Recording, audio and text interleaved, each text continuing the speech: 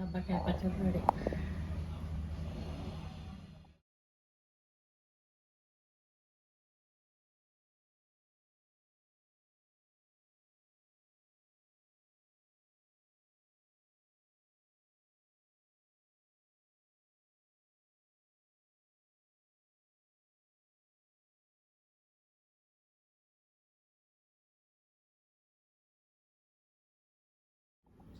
దబ్బకాయ గింజలు తీసేసి ముక్కలు కోసుకున్న దీన్ని కుక్కర్లో ఇందులో బెల్లం వేసి ఉప్పు వేసి ఒక 2 విజిల్స్ ఉడకబెడతా. ఇది చల్లారిన తర్వాత అప్పుడు మిక్సీ వేసి నిమ్మరసం పిండి దాంట్లో మెంతిపొడి, ఆవు పొడి, కొంచెం జీలకర్ర పొడి, కొంచెం నువ్వుల పొడి వేస్తూ అన్నీ బాగా కలిపిన తర్వాత ఉప్పు, కారం, పసుపు అన్నీ వేసుకొని ఇంగు వేసి తాలింపు వేస్తాం. అప్పుడు దబ్బకాయ పచ్చడి రెడీ అవుతుంది.